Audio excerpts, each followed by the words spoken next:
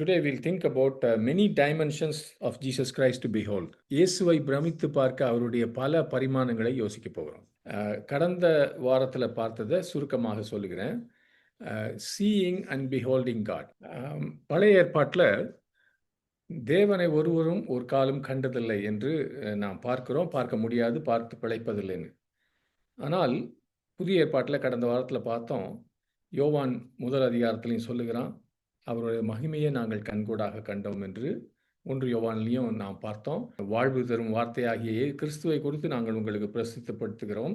அந்த ஆதியில இருந்த அந்த வார்த்தையை அவரையே நாங்கள் கண்டும் கேட்டும் இருக்கிறோம். தேவனை ஆதியிலே இருந்த வார்த்தையாகிய அவரையே நாங்கள் கண்டும் கேட்டும் இருக்கிறோம். கண்களால் கண்டோம், பேசுவதை கேட்டோம், அவரை உற்று பார்த்தோம், அவரை எங்கள் கைகளால் தொட்டும் பார்த்தோம் என்று யோவான் சொல்லுகிறார். பழைய ஏற்பாட்டு விசுவாசிகளுக்கு மாறாக இன்றைக்கும் புதிய ஏற்பாட்டு நாட்களிலே இயேசுவை உற்று நோக்குவது, பிரமித்து பார்ப்பது, தீவிரமாய் பார்ப்பது, கவனிப்பது, இவைகள் ஒவ்வொரு விசுவாசிக்கும் இருக்கிற ஒரு கிளாக்கியம் மாத்திரமல்ல, இது நமக்கு கொடுக்கப்பட்டிருக்கிற ஒரு கட்டளை என்று நாம் கவனிக்க போகிறோம். வாய் What we behold is what we become.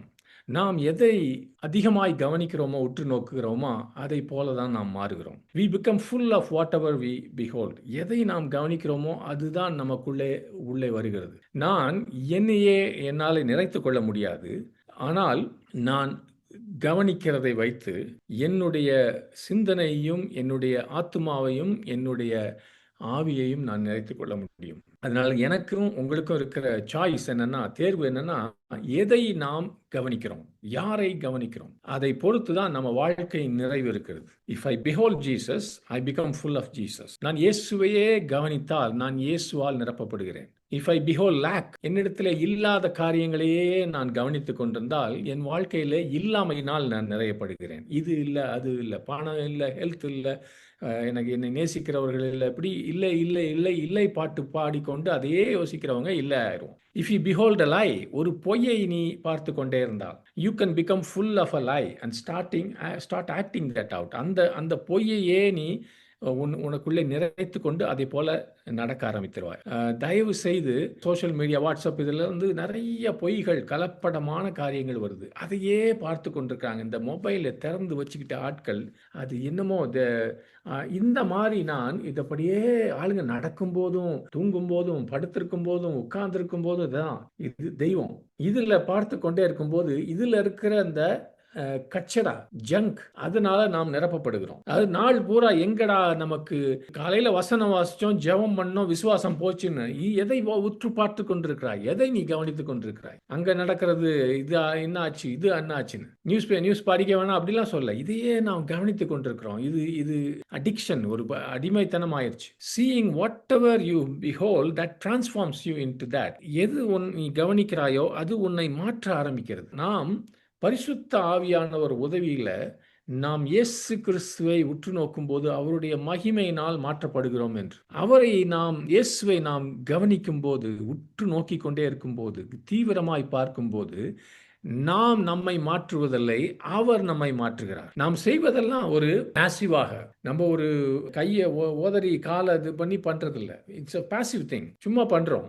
என்ன பண்ணோம், நம்ம கண்ணை சரியான திசைக்கு வைக்கிறோம், அவ்வளவுதான். நம்முடைய ஆவிக்குரிய கண்களை அவர் இடத்துல வைக்கிறோம். நம்மை உருமாற்றுகிறது பெரிய காரியம். நம்ம மனதையும், நம்ம சிந்தனையும், நம்ம ஐடியாஸையும் மாற்றுறது பெரிய காரியம். He does the transforming. All we have to do is set our eyes, spiritual eyes at him.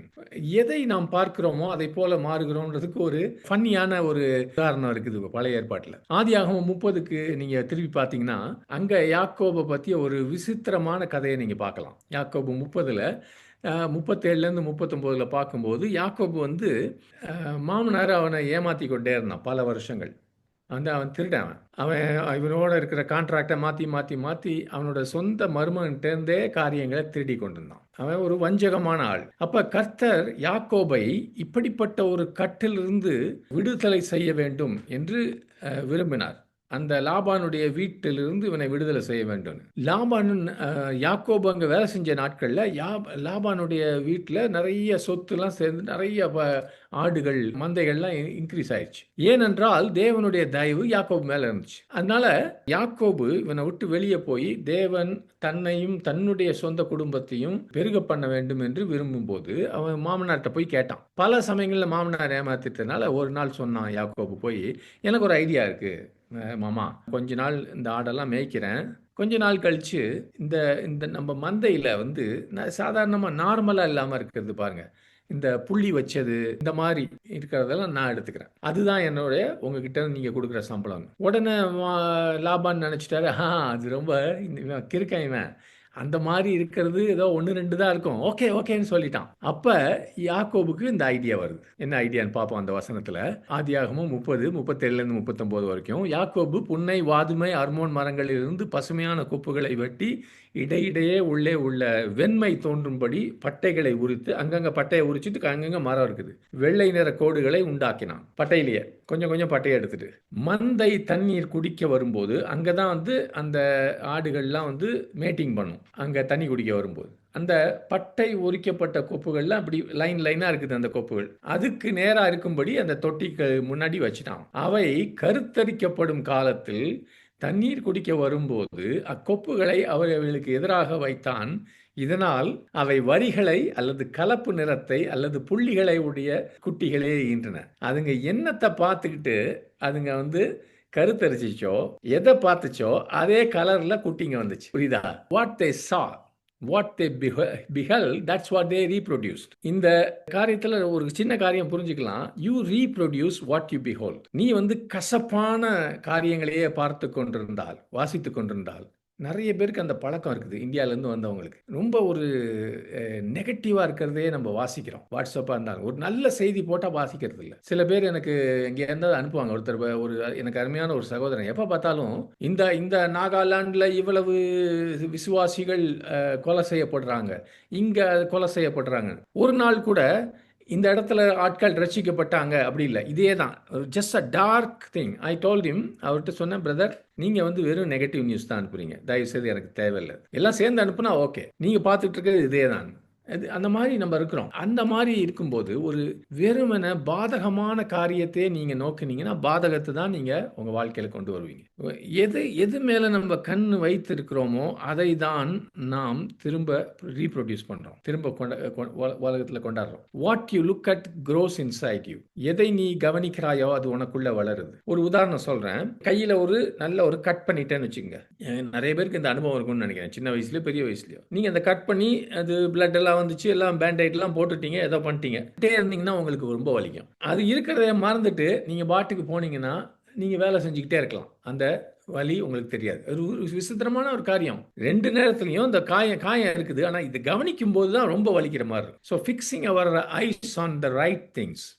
நான் கொந்தளிக்கிற அலைகளை பார்த்தால், எனக்கு மாறாக எதிராக இருக்கிற கருத்துக்களையே நான் கவனித்தால், அதையே நான் என்னுடைய மனதிலும் என்னுடைய சிந்தனையிலும் என்னுடைய பார்வையிலும் எடுத்துக்கொண்டால் என் வாழ்க்கையிலே நான் விசுவாசத்தில் பலவீனத்தை எதிர்கொள்ளுகிறேன். இவங்க என்ன சொல்றாங்க, அவங்க என்ன சொல்றாங்க, இவங்க என்னை பத்தி இப்படி தப்பா நினைக்கிறாங்களோ, இப்படியே யோசிச்சுக்கிட்டு இருக்கும்போது அதுதான் நமக்குள்ள வரும். But the Lord is looking for people living in a yielded relationship. இந்த கர்த்தராகிய இயேசு கிறிஸ்து ஒரு ஜனக்கூட்டத்தை தேடிக்கொண்டிருக்கிறார்.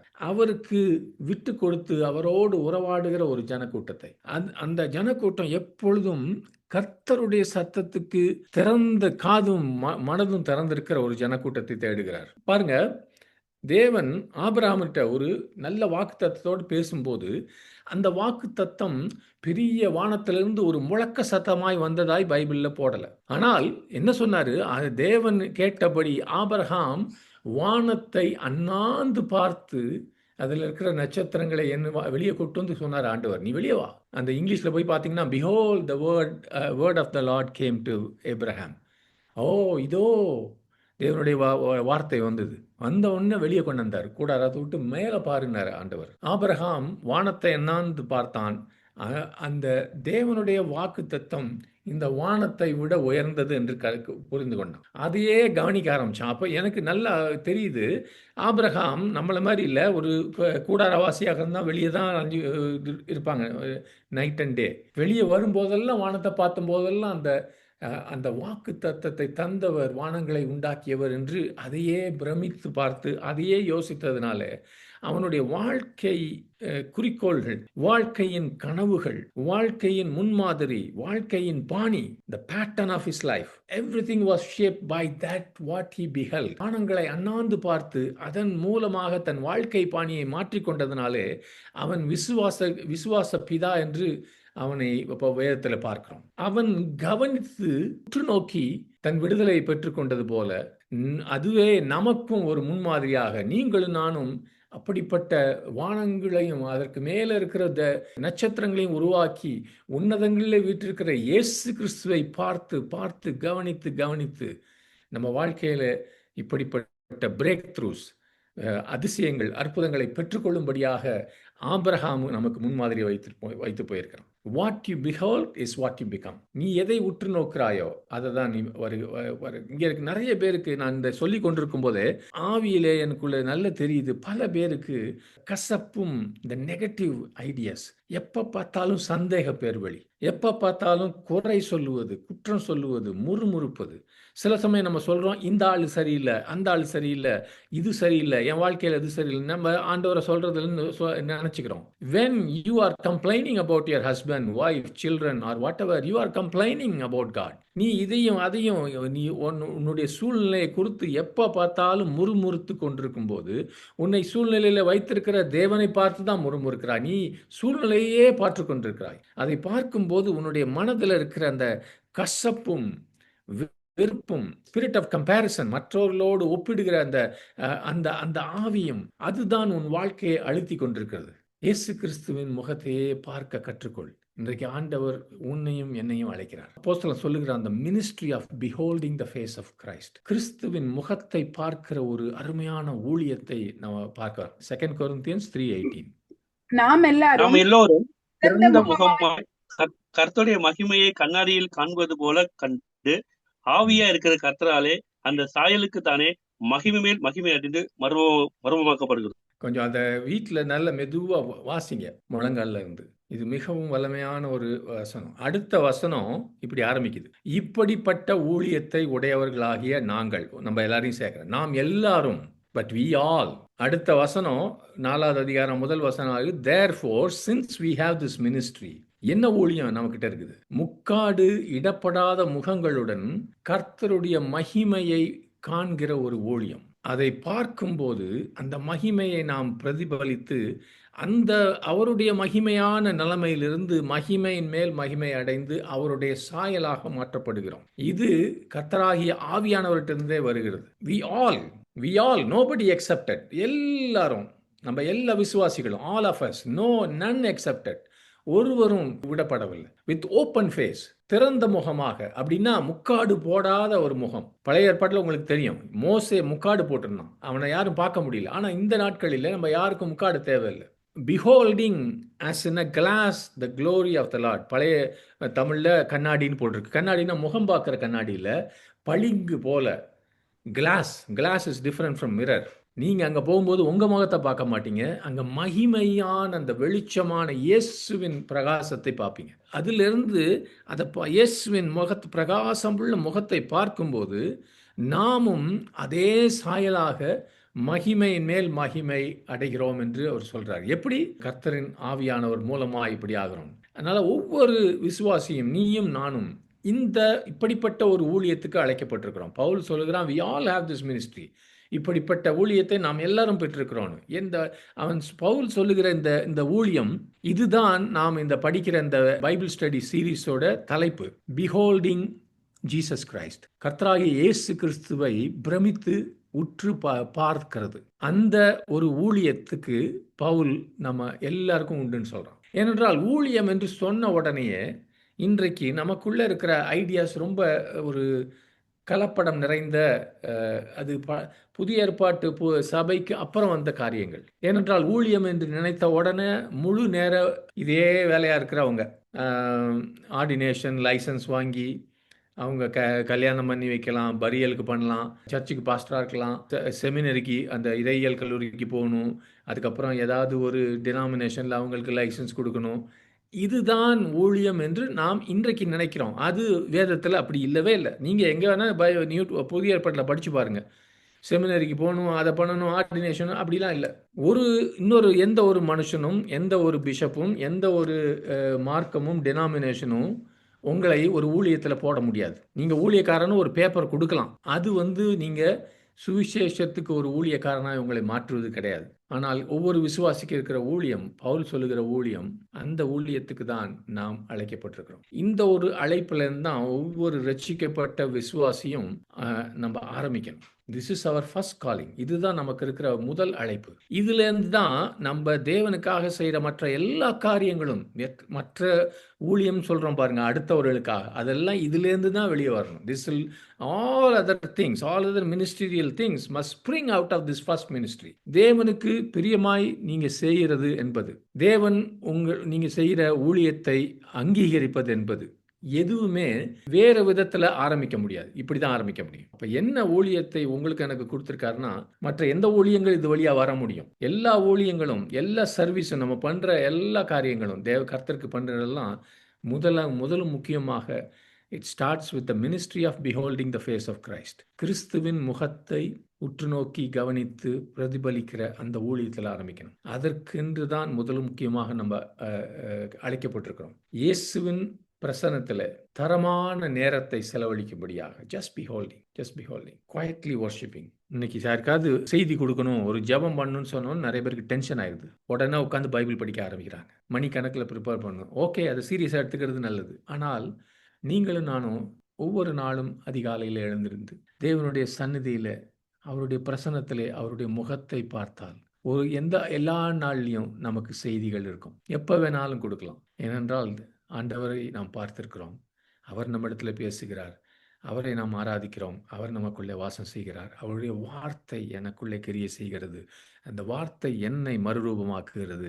அந்த மறுரூபமாக்கப்பட்டு என்னுடைய மனசில் அந்த என்லைட்டன்மெண்ட், எனக்குள்ளே வெளிச்சம் வந்த பிறகு அது என் வாயிலிருந்து வெளியே வரும்போது அது மற்றவர்களுக்கு பிரயோஜனமாக இருக்கும். இதுக்காக எங்கேயாவது போய் அதையும் இதையும் 10 புக்கை படிச்சுக்கிட்டு அது அப்படி இல்லை. அவரை உற்று நோக்கிற ஊழியம் என்பது இட்ஸ் அ குவைட் வர்ஷிப். இயேசுக்கு முன்பாக முழங்காலை முடக்கி அவரை மனதார ஆராதிப்பது, அவரையே கவனிப்பது, அவருக்கென்று ஒரு நேர்த்தியான நேரத்தை கொடுத்து அவருடைய முகத்தை மாத்திரம் பார்த்து கொண்டிருக்கிற நேரம், அதுதான் ஊழியம். ஆமென். அதுதான் ஊழியம். வித் ஓப்பன் அண்ட் அன்வெயில்ட் ஃபேஸ், திறந்த முகமாக இதை செய்யும்படியாக நம்ம வாழ்க்கையில். அப்படின்னா என்னன்னா, நம்ம அவருடைய முகத்தை பார்க்கும்போது நம்ம வாழ்க்கையிலே மறைவானது எதுவுமே இருக்கக்கூடாது. அவர் என்னை பாருங்க ஆண்டவரே, என் முகத்தில் முக்காடெல்லாம் போடல.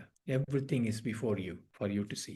அது மாத்திரம் இல்லை, நல்ல ஒரு விடுதலை ஆவியானவர் தருவார்னு அங்கே போட்டிருக்கு. அந்த இடத்துல போய் படித்து பார்த்தீங்கன்னா, தட்ஸ் அ லிபர்ட்டி, சுதந்திரம். என்ன விடுதலைன்னா, பரிசுத்த ஆவியானவர் உங்களையும் என்னையும் அவரை போல, இயேசுவை போல மகிமை மேல் மகிமை அவருடைய சாயலாக மாற்றுவதற்கு நாம் அவருக்கு ஃப்ரீடம் கொடுக்குறோம். அவர் நம்மை மாற்றட்டும், இயேசுவை போல, இயேசுவின் குணம் எனக்குள்ள வரட்டும். இது எல்லாம் அவரை நான் உற்று நோக்கும் போது நடக்கிற காரியங்கள், ஆவியானவர் செய்கிற காரியங்கள். அவருடைய மகிமையின் வெளிச்சத்தை முக்காடு போடாத திறந்த முகத்தோடு எல்லாரும் இங்க இருக்கிற ஒருவரும் தவிர்க்கப்படவில்லை. Nobody is exempted. நம்ம எல்லாரும் செய்யும் போது நமக்கு ஒவ்வொருவருக்கும் அந்த ஊழியம் இருக்குது. Amen. Therefore, seeing we have this ministry, Paul says, as we have received mercy, we faint not. இப்படிப்பட்ட ஊழியத்தை நாம் பெற்றிருக்கிறதுனாலே நாம் சோர்ந்து போகாதபடி இரக்கத்தை பெற்றிருக்கிறோம்னு சொல்கிறோம். நம்ம எல்லாருக்கும் சொல்கிறோம். ஆமே. அப்போ இந்த பிஹோல்டிங், அவரை கவனிப்பது, பிரமித்து பார்ப்பது, உற்று நோக்குவது, இந்த வார்த்தைக்கு இந்த அப்போஸ்தலனாகிய பவுல் பயன்படுத்திய அந்த வார்த்தையினுடைய ரொம்ப ஸ்ட்ராங்கான அர்த்தம் என்னன்னா, ஜஸ்ட் டேக்கிங் அ லுக் இல்லை, சும்மா அப்படி பார்க்கறது இல்லை. ஃபிக்ஸிங் த கேஸ், உன் முழு கவனத்தையும் பிரமிப்பையும் அவர் மேலே வைத்துவிடு. இட்ஸ் மேக்கிங் எ டிசிஷன், ஒரு தீர்மானம் எடுப்பது. இந்த பொசிஷன்லேருந்து நான் அவரை பார்த்துட்டே இருக்கேன், இதுலேருந்து நான் நகர போகிறதில்ல. திஸ் இஸ் மை காலிங், இதற்காகவே நான் அழைக்கப்பட்டிருக்கிறேன். This is my decision. இங்கே தான் இருக்க போறேன். இயேசுவை மாத்திரம் நான் பார்க்க போகிறேன். நம்ம எல்லாரும் அழகாக பாடுகிறோம். ஃபாதர் பெர்க்மன்ஸ் நல்லா நிறைய பாட்டுகள் எழுதியிருக்காரு. அவரை பார்க்குவேன், அவரை பார்ப்பேன், அது இதுன்னு பாடுகிறதெல்லாம் ஓகே. நம்முடைய மனதின் சிந்தனைகளும் ஆவியின் விருப்பமும் இருதயத்தின் தியானமும் எப்பொழுதும் இயேசு மேலே இருக்கும்படியாக நாம் ஒரு தீர்மானம் எடுக்கணும். நான் தேவனுக்காக எதையும் செய்வதற்கு முன்பாக, அல்லது எனக்காக கூட, என் குடும்பத்துக்காக, என் வேலைக்காக எதையும் செய்வதற்கு முன்பாக, நான் முதலும் முக்கியமாக அவருடைய பிரசன்னத்துக்கு போய் அந்த பிரசன்னத்திலிருந்து வெளியே வரணும். அவருடைய பிரசன்னத்திலிருந்து நான் வெளியே வரும்போது என்னை அவர் மாற்றியிருப்பார். அந்த மாற்றத்தோடு நான் வெளியே வரணும். I have been changed. நான் மாற்றப்பட்டிருக்கிறேன். ஆமென். இந்த ஊழியத்தை ஒரு இறையியல் கல்லூரியிலே நான் பெறவில்லை, ஒரு மனுஷனிடத்திலிருந்து பெறவில்லை. தேவனோடு நான் தனியாக இயேசுவோடு இருந்து அவரை முகத்தை பார்த்ததனால் நான் பெற்றிருக்கிறேன். நீங்க தைரியமா சொல்லலாம். நான் என்னுடைய கண்களை இயேசுவின் மேல் பதித்து விட்டேன். இதுதான் என்னுடைய வாழ்க்கை. என்னுடைய வாழ்க்கைக்கு ஒரு அர்த்தம் இருக்குமானால் நான் இனிமேல் என்ன செய்ய போறேன் உட்காந்து தலையை சொரிஞ்சுக்கிட்டு நான் வாழ்க்கையில என்ன வேலை செய்யலாம் இப்படிலாம் இல்லை. தேவன் உங்களையும், நான் என்னையும் சொல்றது உங்களுக்கும் பொருந்தும், ஒரு காரியத்தைக்காக அழைத்திருக்கிறார். அவரோடு தனியாக இருந்து அவருடைய பிரசன்னத்திலே தங்கியிருந்து ஆராதித்து அவருடைய முகத்தை பிரமிப்போடு பார்த்து இயேசு கிறிஸ்துவின் முகத்தில் இருக்கிற தேவ மகிமையை பார்க்கும்படியாக தான் அழைத்திருக்கிறார். The glory of God in the face of Jesus Christ. ஆமென். அதுதாங்க நம்ம சொன்ன பளிங்கு போல அந்த கண்ணாடியில காண்கிற அந்த, நீங்க வெளிப்படுத்தின விசேஷத்துல கூட பார்க்கலாம் இது இந்த கண்ணாடியை குறித்து. ஆமென். ஃபேஸ் ஆஃப் ஜீசஸ், இயேசுவின் முகம். ஹல்லேலூயா. ஆமென். அவரோடு அதிக நேரம், தரமான நேரம் அவரோடு தங்கியிருப்பது, அவருடைய மகிமையின் பிரகாசத்தை பார்ப்பது. ஹல்லேலூயா. என்ன பண்றோம் அப்படின்னா அவரை கவனிச்சு அவரை ஸ்டடி பண்றோம். புக்கு நீங்க படிக்கிறத விட, அந்த இதையும் படிக்கிறத விட அவரை படிங்க, அவரை தியானிங்க, அவரையே நோக்குங்க, அவர் மேல உங்க கவனத்தை வைங்க. Not just a passing glance. Amen. நிறைய பேர் நம்ம இந்த அப்படி காலையில் எந்திரிச்சோன்னே ஆண்டவரே உண்மையே நான் நோக்குகிறேன் அதெல்லாம் சொல்லிட்டு 5 நிமிஷம் பாய் நாளைக்கு பார்த்துக்கலாம். That's a passing glance. சும்மா அப்படி பார்க்கறது. சில சமயங்களில் வாரத்துக்கு ஒரு தடவை சர்ச்சுக்கு வரும்போது மேபி 1 hour 2 hours கூட இருக்கலாம், பார்க்கலாம். உள்ளுக்குள்ள நமக்கு திடீர்னு ஒரு உணர்ச்சி வருது, திடீர்னு பரிசுத்தத்தை பற்றி ஆவியில் நிறைஞ்சு கையெல்லாம் தட்டி சத்தம் போட்டு அந்நிய பாஷையெல்லாம் பேசி கையை காலை உதறிட்டு ஆராதனை முடிச்சுட்டு ஃபினிஷ். ஒன்றும் மாறல. ஏன் அவரை நாம் உற்று நோக்கிறது 24 hours a day 7 days a week. நம்ம அந்த தீர்மானம் எடுக்கல. நான் இயேசு மேலேயே கவனம் வைத்து அவருடைய மகிமையின் பிரகாசத்தை, முகத்தை நான் பார்ப்பேன், அந்த பிரகாசம் என் மேலே வீச வேண்டும் என்ற கவனம் இல்லை. அதுதான் சும்மா கேஷுவலா பார்க்கறது. இப்படிதான் இருக்கணும் நம்ம கிறிஸ்தவர்கள் நிறைய பேர், நம்ம எல்லாரும் நிறைய பேர். ஆமென். ஆனால் பவுல் சொல்லுகிறது அந்த பரிசுத்த மகா பரிசுத்த ஸ்தலத்திலே ஒருவன் அமர்ந்து கொண்டு, அதுதான் நான் விட்டு வெளியே போறதில்ல, இங்கேதான் உட்கார்ந்திருக்கேன், அவரை நான் அறிந்து கொள்ளுவேன், அவரோடு நான் பேசுவேன், பழகுவேன் என்று ஒரு ஆசையோடு அமர்ந்திருக்கிற ஒரு காரியத்தை நீங்க மனதில் கொஞ்சம் தயவு செய்து கொண்டது. I don't want to be harsh. உங்களுடைய I am critical about myself. என்னை குறித்தே நான் அதிகமாக யோசிக்கிறேன். இயேசுவை குறித்து எப்பொழுதும் யோசிப்பது மிகவும் ஒரு நல்ல ஒரு காரியம். குழப்பங்கள் வருவதில்லை, பயங்கள் வருவதில்லை, தெளிவு வருகிறது. ஆமென். நமக்குள்ள ஒரு பாசிட்டிவா எல்லாத்தையும் அவர் சாதிக்க முடியும் என்ற ஒரு பலம் வருகிறது. வேதனையின் மத்தியில இருந்தாலும், வியாதியில இருந்தாலும் நான் சோர்ந்து போவதில்லை. இப்படிப்பட்ட ஊழியத்தை நான் பெற்றிருக்கிறதுனால நான் இரக்கம் பெறுகிறேன், நான் சோர்வடைவதில்லை. ஆமென். இன்னைக்கெல்லாம் நான் அனுபவிச்சு பேசிட்டு இருக்கேன். இந்த ஊழியத்தை பெற்றிருக்கிறதுனால, நாள் பூரா இயேசுவை யோசிக்கிறதுனால நான் சோர்ந்து போவதில்லை. ஆமென். பீயிங் டிரான்ஸ்ஃபிகர்ட் பை பிஹோல்டிங், அவரை கவனிப்பதனாலே மறுமாற்றம். அதுதான் சொல்றான் Pavul. We are all changed into the same image. அவருடைய சாயலாகவே மாறுகிறோம் என்று. அந்த வார்த்தை, கிரேக்க வார்த்தை மெட்டமார்பாசிஸ். நாம் அப்படியே ஒரு இந்த புழு பட்டாம்பூச்சி ஆகிற மாதிரி இப்படியோ வந்தோம், நாம ஒரு மகிமையான சரீரத்தை பெறுகிறோம். இது நம்ம எல்லாருடைய ஊழியத்திலும் இது முக்கியமான ஒரு பங்கு. நீங்களும் நானும் அந்த ஒரு நேரத்தை செலவழித்து விட்டு கர்த்தரோடு தனியாக இருந்து விட்டு, அது மாத்திரம் இல்லை, அந்த எந்த ஊழியத்துக்காக நீங்க போய் கொண்டிருந்தாலும் போற வழியெல்லாம் இயேசுவை யோசிச்சுக்கிட்டே போங்க. உங்க மெசேஜை யோசிச்சுட்டு போகாதீங்க, கதையை அடிச்சுட்டு போகாதீங்க, இவரையும் அவரையும் பத்தி பேசிட்டு இயேசுவை சிந்தித்துட்டே போங்க. அங்க மாத்துவார் ஆண்டவர் நீங்க சொல்றத, அவங்க மனசுல இருக்கிறத காட்டுவார். ஏன்னா உங்களுக்குள்ள ஆண்டவர் வந்துருவார். He becomes the center. இயேசு உங்களுடைய மத்தியில வந்துருவார். He becomes the obsession of your life. உங்க வாழ்க்கையில அவரே ஒரு வைராக்கிய வாஞ்சையாக மாறி விடுவார். ஆமென். ஹல்லேலூயா. நீங்க வேற எந்த இடத்துல இருக்கக்கூடாது, இந்த இடத்துல இருக்கணும்னு உங்களுக்கு தெரியும். இயேசுவோடு இருக்கணும்னு சொல்லி அவர் நமக்கு கொடுக்கிற அந்த மகிமை, அவர் நமக்கு கொடுக்கிற அந்த பிரகாசம், அதை நாம் மற்றவர்களுடைய ஆலோசனையிலிருந்து பெற முடியாது, நண்பர்களிடத்திலிருந்து பெற முடியாது, கணவன் மனைவிகிட்டேருந்து, மனைவி கணவன்கிட்டேருந்து பெற முடியாது. ஆமென். கஷ்ட காலங்கள், நெருக்கங்கள் வந்தாலும் கூட, அதில் இருந்தாலும் கூட, அந்த கர்த்தருடைய அந்த பிரசன்னத்துக்கு போகிற இடத்துல தான் அதுதான் போக வேண்டிய இடம்னு நமக்கு தெரியும். அங்க போய் அவருடைய குறிப்பாக உபத்திரவத்தின் பாதையிலே, கண்ணீரின் பாதையிலே, நெருக்கத்தின் பாதையிலே போய் கொண்டிருந்தார். If you are going through a life time of a season of adversity, suffering, whatever, you go and behold him, you will be transformed, transfigured. அந்த மெட்டமார்பாசிஸ், ஒரு மாற்றம், உனக்குள்ள மாற்றம் வரும். ஆமென். ஹalleluya. பேதுரும், யோவானும், யாக்கோபும் அந்த மறுரூப மலையில அப்படிப்பட்ட ஒரு மாற்றத்துக்குள்ள போயிருந்தாங்க. அந்த இடத்துல பார்த்தப்பதான் அவங்களுக்கு தெரிஞ்சிச்சு, இயேசுவோட உண்மையான சுரூபம், உண்மையான கேரக்டர். மோசையும் எலியா வந்து அவர்கிட்ட உட்கார்ந்து கேட்டுக்கிட்டு இருக்காங்க. ஹalleluya, ஹalleluya. அவர் ஒரு தச்சனின் மகன் அல்ல. அவர் நசரேயனாகிய இயேசு கிறிஸ்து இல்ல. உலகம் உருவாவதற்கு முன்பாகவே ஆதியிலே வார்த்தையாய் இருந்தவர் என்பதை அந்த மகிமையான இயேசுவை பார்க்க ஆரம்பிச்சாங்க. அப்பதான் பிதா பேசினார். அவங்க அப்படியே பார்த்துக்கிட்டு இருந்தாங்க. அவங்க அப்படியே உடுப்பெல்லாம் அப்படி it became so bright. அதெல்லாம் அப்படிப்பட்ட அதை வியப்பா பிரமித்து பார்த்து கொண்டிருந்த போது பிதாவின் சத்தம் கேட்டுச்சு. This is my beloved Sun, இதுவே என்னுடைய பிரிய குமாரன், நேசகுமாரன், லிசன் டு ஹிம். அவர் சொல்வதை கவனிங்க. பாருங்க, அப்படிப்பட்ட ஒரு நிலைமையில தான் பிதா உங்களோட பேசுறாரு. தேவனுடைய வெளிப்பாடு வருது. ஹல்லேலூயா, ஆமென். அப்பதான் நமக்கு இயேசு கிறிஸ்துவனுடைய இதயமும் அவருடைய சிந்தனையும் நமக்கு தெரிய வைக்கும். எப்பொழுதெல்லாம் அப்படி அவருடைய பிரசன்னத்துல வருகிறோமோ, இயேசு கிறிஸ்து இப்போ உங்களை பற்றி என்ன யோசிச்சுட்டு இருக்காரு, உங்கள் சூழ்நிலையை பற்றி என்ன யோசிச்சுட்டு இருக்காரு, இந்த நாட்களில் நடக்கிற, இந்த உலகத்தில் நடக்கிற காரியங்களை பற்றி என்ன நினைக்கிறார். நீங்கள் போய் இன்ஃபர்மேஷன் கொடுக்குறீங்க, நான் போய் இன்ஃபர்மேஷன் கொடுக்குறேன் இயேசு கிறிஸ்துக்கு. அப்படி தானே நம்ம ஜெபம் பண்ணுறோம். உங்களுக்கு தெரிந்தது போல, உங்களுக்கு ஒருவேளை தெரிஞ்சிருக்காது, நீங்கள் நியூஸ் பேப்பரில் சொல்லுவது போல, இங்கே பேச்சுவார்த்தை நடக்குது, யுத்தம் முடியும்படியாக இங்கே ஒரு குழப்பம் நடக்குது, அது நடக்குது. இப்படி ஜெபிக்கிறவர்கள் தேவனுடைய பிரசன்னத்தில் இருந்ததில்லை என்பதற்கு அது ஒரு நிரூபணம். If you are praying like that, if you are giving a list of information in your prayer, that is a proof that you are not spent any time in his presence. அவருடைய பிரசன்னத்தில் எந்த நேரத்தை நீ செலவழிக்கிறது, அவருடைய பிரசன்னத்தில் நீ செலவழினா அவர் உங்ககிட்ட சொல்லுவார். Information should come from heaven. நீ எதை ஜெபிக்க வேண்டும், எப்படி ஜெபிக்க வேண்டும், எதற்காக ஜெபிக்க வேண்டும், ஜெபிக்கும் போதே என்னெல்லாம் நடக்கும் என்பதையும் அவர் தீர்க்க தரிசனமாக உங்ககிட்ட பேசியிருப்பார். அதை ஒரு ஃபீலிங்கில் இருக்காது, பார்த்துருக்க மாட்டேன். ஆனால் ஜனங்க கூட, ஆனால் நீ அந்த ஜெப அறையிலேருந்து வெளியே வந்தவனே உனக்குள்ள அந்த மாற்றம் வந்துடும். வித்தியாசமாய் ஜெபிக்க ஆரம்பிப்பா. அந்த மாற்றங்கள் வர வேண்டும். அதுதான் மகிமை. பவுல் சொல்றது, பிரதிபலித்து, அந்த மகிமையை பிரதிபலித்து அவரை போல மாறி மகிமையின் மேல் மகிமை அடைவோம். நாம் ரொம்ப சாதாரணமான காரியங்களை பேசாமல் பரலோகத்தின் சித்தத்தை பேச ஆரம்பிப்போம். பரலோகத்தில் என்ன பேச்சு நடக்குதோ அதை கொஞ்சம் கொஞ்சமாக ஆண்டவர் நம்மகிட்ட பேச ஆரம்பிப்பார். அதை போல பேச ஆரம்பிப்போம். The glory of the Lord is being manifest through you. கர்த்தரின் மகிமை உன் மூலமாக வெளிப்படுகிறது.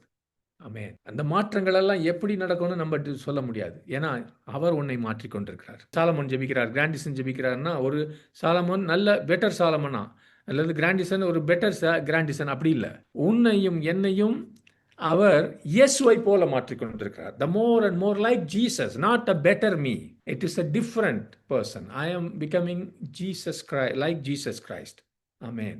அதுதான் இந்த இயேசு கிறிஸ்துவையே உற்று நோக்கும் போது நடக்கிற ஒரு காரியம். That is what the ministry of beholding is. அவரை கவனிக்கும் போது நடக்கிற ஊழியம் அதுதான். அதுக்கப்புறம் தான் வெளியரங்கமான எந்த ஊழியமும். முதலாவதாக உனக்கு அவர் ஊழியம் செய்கிறார், உன்னை மாற்றுகிறார், உன்னை மகிமைப்படுத்துகிறார். அந்த மகிமைப்படுத்தப்பட்ட அந்த மறுரூபமான நிலைமையிலிருந்து நீ மற்றவர்களுக்கு போய் வியாதியஸ்தர்களை குணமாக்கலாம், சுவிசேஷத்தை பிரசங்கிக்கலாம், இருளில் இருக்கிறவர்களை வெளிச்சத்துக்கு கொண்டு வரலாம். நீ வெளிச்சம் பெறணும். நேற்றுக்கு இருந்த வெளிச்சம் போதாது, இன்னைக்கு அதிக வெளிச்சம். நேற்றைக்கு இருந்த மகிமை போதாது, இன்னைக்கு அதிக மகிமை. Amen. So let me say this again.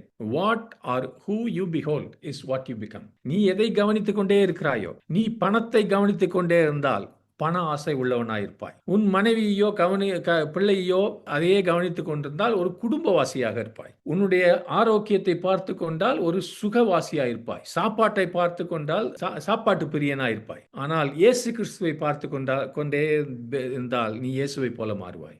ஆமென். அவர்கள் அவரை நோக்கி பார்த்து பிரகாசம் அடைந்தார்கள், அவர்கள் முகங்கள் வெட்கப்படவில்லை. ஹல்லேலூயா. இந்த வசனங்களை எல்லாம் நம்ம பார்த்தோம். ஆமென், ஆமென். இன்னொரு வசனம் இருக்கு, 1 யோவான் 3 2வது 3வது வசனம். அன்பானவர்களே, நாம் இப்போது இறைவனுடைய பிள்ளைகளாய் இருக்கின்றோம். இனிமேல் எவ்வாறு இருப்போம் என்பது இன்னும் வெளிப்படுத்தப்படவில்லை. ஆனால் அவர் மீண்டும் வெளிப்படும்போது நாம் அவரைப் போலவே இருப்போம் என்று அறிந்திருக்கிறோம். ஏனெனில் அவர் இருக்கின்றபடியே அவரை நாம் காண்போம். அவரில் இவ்விதமாய் நம்பிக்கையுடைய ஒவ்வொருவனும் கிறிஸ்து தூய்மையாய் இருப்பது போலவே தன்னையும் தூய்மையாக்கிக் கொள்ளுகிறான். ஒரு நாள்ல அவரை முகமுகமாய் பார்ப்போம், இருக்கிறபடியாகவே முழு மகிமையோடு. அந்த நாள்ல முழுதுமாய் நம்ம அவரை போல மாறுவோம். ஆனால் இன்னைக்கு அந்த நம்பிக்கையோடு அவரை பார்த்து கொண்டிருக்கிறவன் நாம் நம்மை தூய்மையாக்கி கொண்டே இருக்கிறோம் என்று பார்க்கிறோம். சுருக்கமாக ஒரு காரியத்தை பார்க்கிறோம்.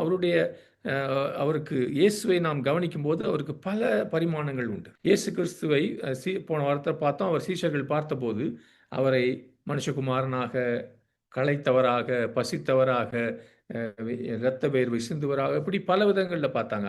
அதிசய அற்புதம் செய்கிறவராக, போதிக்கிறவராக, நண்பனாக, பெரிய போதகராக, சிலுவையிலே தொங்குகிறவராகலாம் பார்த்தாங்க. ஆனால் கொஞ்சம் அதெல்லாம் முடிஞ்ச பிறகு அவரை உயிர்த்தெழுந்த கர்த்தராக பார்த்து அதுக்கப்புறம் மகிமை அடையப்படிய கிறிஸ்துவாக மேலே போகிறத பார்த்தாங்க. அதுக்கப்புறம் அவர்கள் பரிசுத்தாவி இயேசு கிறிஸ்துவின் ஆவியானவர் அவர்களுக்குள்ள வந்த பிறகு இயேசுவை ராஜாதி ராஜாவாக, கர்த்தாதி கர்த்தராக பார்க்க ஆரம்பித்து சீக்கிரமாய் வருகிற ராஜா என்று தரிசிக்க ஆரம்பித்தாங்க. ஒவ்வொரு நாளும் பரிசுத்த ஆவியானவர் அவர்களுக்கு இயேசு கிறிஸ்துவை அதிகமாக வெளிப்படுத்த சீஷர்கள் அதிகமாய் மாறினார்கள். ஆமென்.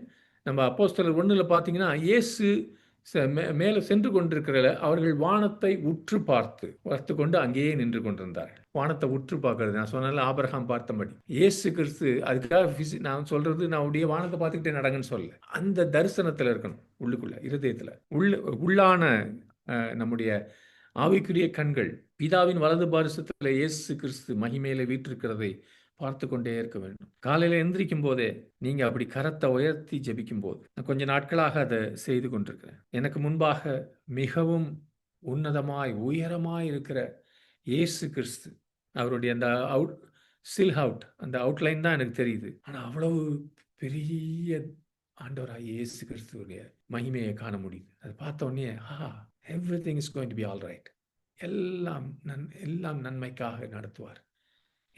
என் தேவன் மகிமை உள்ளவராயிருக்கிறார். அந்த தரிசனத்தோடு காலையில் எழுந்திருப்போம். Behold him glorified, மகிமைப்பட்ட இயேசுவை பார்ப்போம். He is lifted up, அவர் உயர்த்தப்பட்டிருக்கிறார்.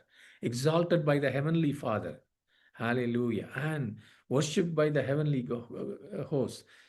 நித்திய பிதா, பரலோக பிதா அவரை உயர்த்தி, பரலோகத்தில் இருக்க தேவதூதர்கள் இரவும் பகலும் அவரை துதித்துக் கொண்டிருக்கிறத அப்படி பார்ப்போம்.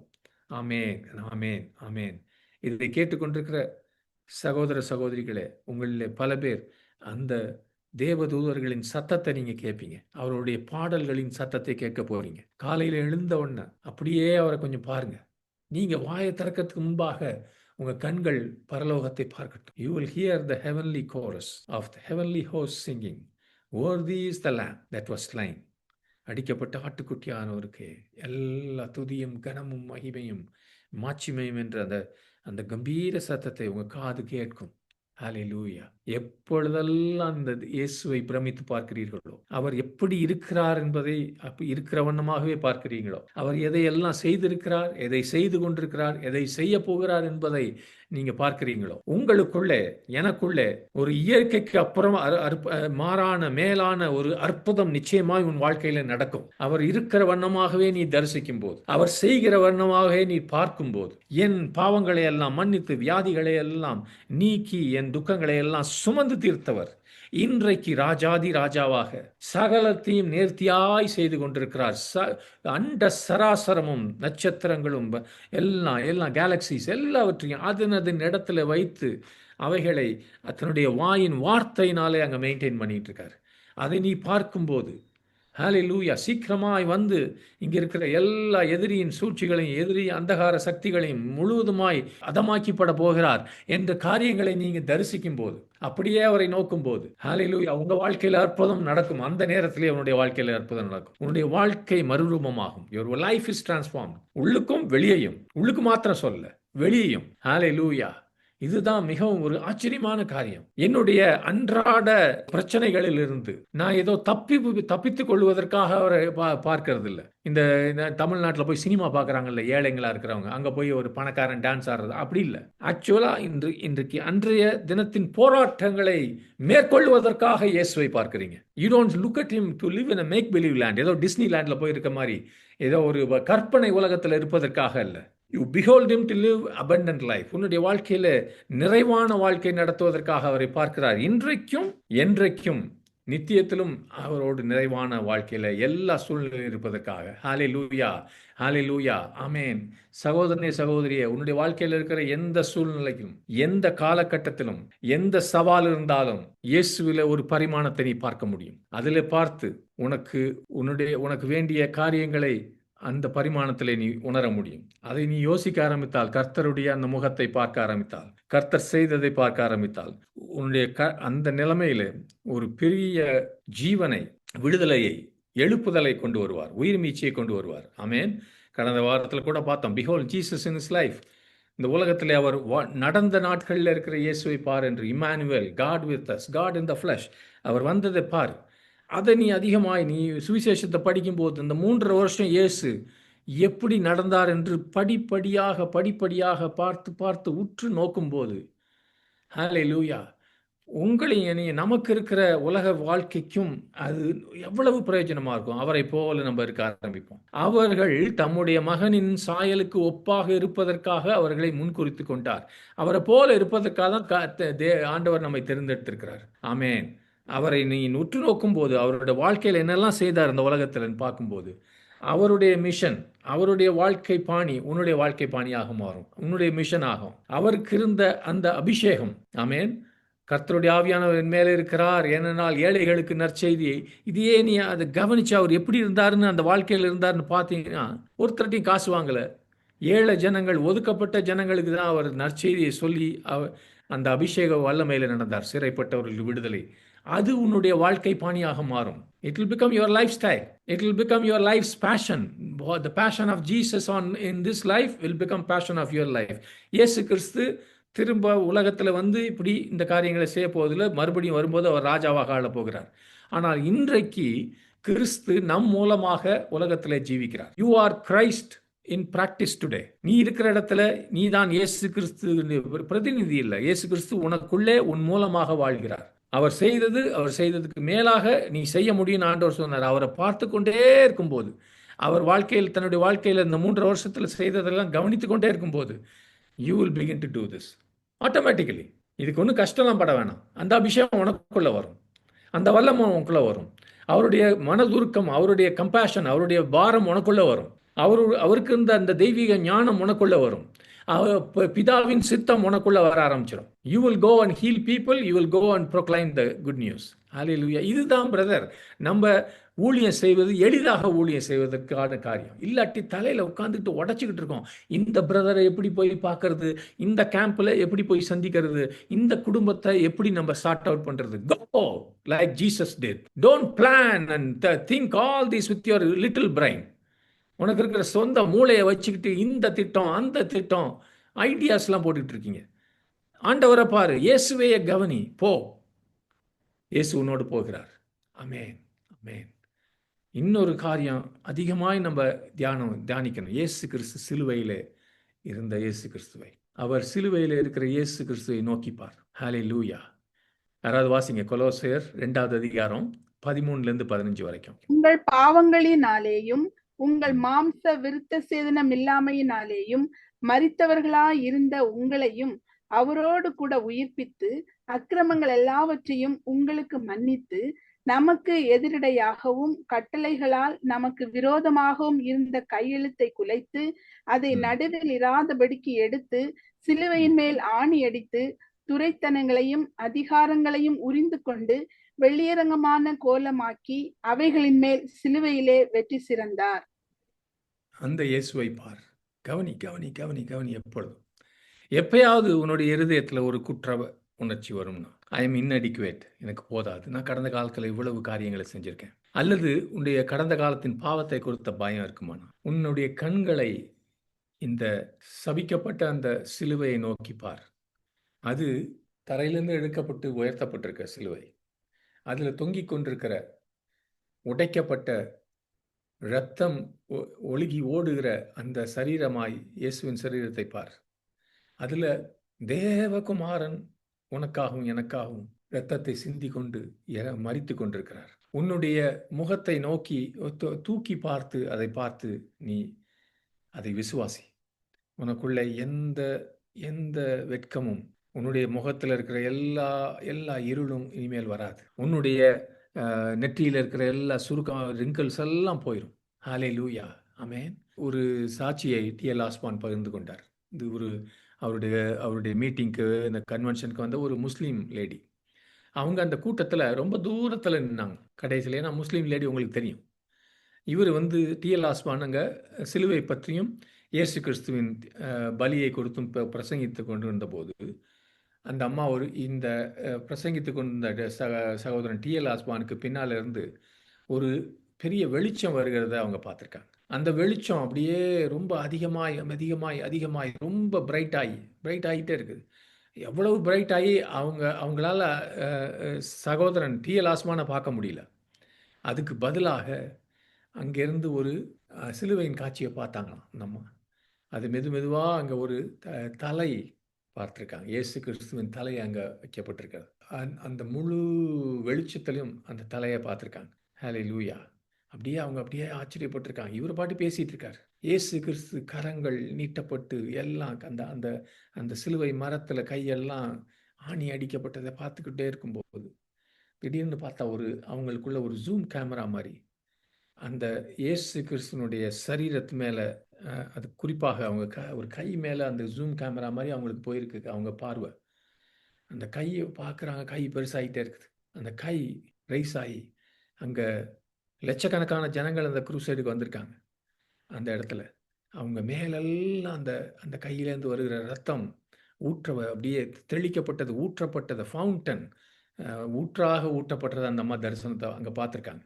அது அப்படியே ஆச்சரியமாக பார்த்து கொண்டு இருந்தபோது அந்த இரத்தத்தினால வருகிற அந்த ஊற்று திடீர்னு வெளிச்சத்தின் ஊற்றாக மாறி அழகாக அதுலேருந்து வெளிச்சம், ஜீவ வெளிச்சம் வெளியே அங்கே இருக்கிற எல்லா ஜனங்களையும் மூடி இருக்கிறத பார்த்து, அப்போ அப்படியே தரிசனம் பார்த்துட்டே இருக்கும்போது அங்கே பல பேர் கால் நடக்க முடியாதவங்க, உடம்பு வியாதியஸ்தவர்கள், அவங்கெல்லாம் அந்த லைட்டுக்குள்ளே வராமல் அவங்க கண்ணெல்லாம் மூடிக்கிட்டு பதுங்கிக்கிட்டாங்க. அந்த இருட்டுக்கிட்ட போயிட்டாங்க. சில பேர் அவங்களும் ஊனர்கள், மற்ற குருடர்கள், இவங்கெல்லாம் அவங்க இந்த லைட்டை பார்த்துருக்காங்க. பார்த்தவங்கெல்லாம் உடனே நோய்வாய் நீங்கி முடவர்கள் எழுந்து நடந்திருக்காங்க. அவர்களுக்குள்ளே இருந்த அசுத்தாவிகள் ஓடியதை அந்த அம்மா பார்த்துச்சு. அழகாக மாறினாங்க. அவங்க சரீரெல்லாம் மாறுறதை பார்த்துருக்காங்க. அந்த முஸ்லீம் அம்மாவுக்கு அந்த நாளில் சுவிசேஷ செய்தி, நற்செய்தியின் மெசேஜ், அதை இப்படி ஒரு அழகாக சித்திரமாக தேவன் அன்னைக்கு அந்த அம்மாவுக்கு காட்டியிருக்கார். ஏனென்றால் இயேசு கிறிஸ்து இன்றைக்கும் ஜீவிக்கிறார். அந்த தரிசனத்தை பார்த்த அந்த அம்மா எப்படி இருந்திருக்கும் பாருங்க. அந்த கூட்டத்தில் அதுதான் நடந்துச்சு. ஒளிந்து கொண்டவர்கள் சுகப்படவில்லை, அந்த வெளிச்சத்தை நோக்கி பார்த்தவர்கள் சுகப்பட்டார்கள், விடுதலை பெற்றார்கள். ஹல்லேலூயா. இன்றைக்கு நீயும் அந்த விடுதலைக்குள்ளே வர முடியுமா? ஆமென். எல்லாரும் கண்களை மூடுவோம் ஒரு நிமிஷம்.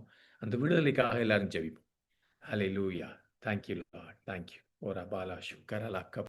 Lord, I want to praise you and worship you. Jesus, Jesus, Jesus. எல்லாரும் ஜெபிப்போம். Hallelujah. Jesus, Jesus, Jesus on the cross. Hallelujah. Amen. There is a fountain filled with Emmanuel's blood. இம்மானுவேலின் இரத்தத்தினாலே ஊற்றப்பட்ட இந்த ஊற்று உங்கள் குடும்பத்துக்குள்ளே இங்கே ஊற்றப்படட்டும்னு. அந்த வெளிச்சத்துக்கு கீழே வாங்க. Just come under that light. Amen, amen. அந்த ரத்தம் சிந்தப்படவில்லை, அது ஊற்றப்பட்டது. உன்னுடைய குடும்பத்துக்குள்ளே ஊற்றப்படட்டும். எல்லா சாபங்களிலிருந்தும், எல்லா அசுத்தாவியின் அக்கிரமத்திலிருந்தும், அந்தகார சக்திகளிலிருந்தும் இயேசுவின் நாமத்திலே இந்த இரத்தத்தின் வல்லமையினாலே, ஊற்றப்பட்ட இயேசுவின் இரத்தத்தின் வல்லமையினாலே, உயிர் தெழுந்த இயேசு கிறிஸ்துவின் வல்லமையினாலே அந்த நீ மகிமையின் பிரகாசத்துக்குள்ளே வா. உன்னுடைய குடும்பத்தை கூட்டி வா. உன் வீட்டில் இருக்க பலவீனமானவர்களை கூட்டிட்டு கொண்டு வா, கொண்டு வா, கொண்டு வா, கொண்டு வா. பல பேருடைய குடும்பங்களிலே அசுத்த ஆவியினால அலக்கழிக்கப்படுகிறவனுக்காக கொண்டு வாங்க, கொண்டு வாங்க, கொண்டு வாங்க. இயேசுவின் நாமத்தில் Lord Jesus, Lord Jesus, Lord Jesus, you are the deliverer. ஆமே, நீரே விடுதலை தருகிறவர். ஹல்லேலூயா, நீரே வெற்றி சிறந்தவர். உம்முடைய நாமத்துக்கு முன்பாக, உம்முடைய பிரசனத்துக்கு முன்பாக சாத்தானும் அவனுடைய சேனைகளும் தலை குனிய வேண்டும், தலை பணிய வேண்டும். ஆமென், ஆமென். அந்த வீடுகளை விட்டு ஓட வேண்டும். In Jesus' name we cast them out. In Jesus' name we cast them out. Amen, amen. Thank you, Lord. Thank you, Lord. No more depression, no more disease, no more demonization. Amen. வியாதிகள், அசுத்தாவிகளின் தொல்லைகள், மனசோர்வுகள் எதுவும் இல்லை. ஆமென். உன் தரித்திரம் மாறுகிறது. வெட்கத்துக்கு பதிலாக உனக்கு மகிமையை ஆண்டவர் தருகிறார். ஹல்லேலூயா. சாபத்துக்கு பதிலாக உனக்கு ஆசீர்வாதத்தை தருகிறார். What a divine exchange in the cross. I see Jesus on the cross. I see divine exchange. இயேசுவை நான் பார்க்கிறேன். சிலுவையிலே தொங்குகிற இயேசுவை, தெய்வீக பரிமாற்றத்தை காணுகிறேன். என்னுடைய சாபங்கள் அவர் சுமந்து அவருடைய ஆசீர்வாதங்களை நான் பெற்றுக்கொண்டேன். என்னுடைய பாவங்களை அவர் சுமந்து அவருடைய நீதியையும் பரிசுத்தத்தையும் நான் பெறுகிறேன். என்னுடைய வியாதிகளை அவர் சுமந்து அவருடைய ஆரோக்கியத்தை நான் பெற்றுக்கொள்கிறேன். ஹல்லேலூயா. That's what I see for you. அதை தான் நான் உனக்கும் பார்க்கிறேன். என்னுடைய பலவீனங்களை அவர் சுமந்து அவருடைய கிருபையை நான் பெற்றுக்கொள்ளுகிறேன். என்னுடைய தரித்திரத்தை அவர் எடுத்துக்கொண்டு அவருடைய ஐஸ்வர்யத்தை நான் பெற்றுக்கொள்ளுகிறேன். ஹல்லேலூயா, ஹல்லேலூயா. என்னுடைய வெட்கத்தை அவர் எடுத்துக்கொண்டு, பரியாசங்களை அவர் எடுத்துக்கொண்டு அவருக்கு இருக்கிற மகிமையை எனக்கு கொடுக்கிறார். ஹல்லேலூயா. ராபா லா ஷுக்கர லக்கபரபலு ஷக்கபா. Whenever I see Jesus on the cross, I behold the divine exchange. அந்த தெய்வீக பரிமாற்றத்தை ஆச்சரியமாய் பார்த்து நான் பெற்றுக்கொள்கிறேன். ஒவ்வொரு காலையிலும் நீ இயேசு கிறிஸ்துவை, சிலுவையில் அறையப்பட்ட இயேசு கிறிஸ்துவை நீ தியானிக்கும் போது, கவனிக்கும் போது உன் வாழ்க்கை மாறிவிட்டதை, மாறிக்கொண்டிருக்கிறதை, மறுரூபமாகிறதை நீ கவனிக்கிறாய். நீ இனிமேல் வெட்கப்பட்டு போவதில்லை. பழைய வெட்கத்தை நீ சுமப்பதில்லை. பழைய நாட்களின் பாவத்தை, சாபத்தை நீ சுமப்பதில்லை. உனக்குள்ள இருக்கிற வியாதியை நீ சுமக்க தேவையில்லை. ஹல்லேலூயா. ராபா லா ஷுக்கர லபா. Be freed, be freed, be delivered. ஆமென், ஆமென், ஆமென். விடுதலை பெற்றுக்கொள், விடுதலை பெற்றுக்கொள், பூரண விடுதலை பெற்றுக்கொள். இயேசுவின் நாமத்தில் விடுதலை. Jesus name. ஆமென், ஆமென். Behold Jesus, behold Jesus, behold Jesus. இயேசுவையே உற்று நோக்கி கவனித்துப்பார். இயேசுவின் நாமத்தில் ஜெபிக்கிறோம் பிதாவே. ஆமென். எல்லாரும் சொல்லுவோமா? என் ஆத்துமாவே கர்த்தரை ஸ்தோத்திரி, என் முழு உள்ளமே பரிசுத்த நாமத்தை ஸ்தோத்திரி. என் ஆத்துமாவே கர்த்தரை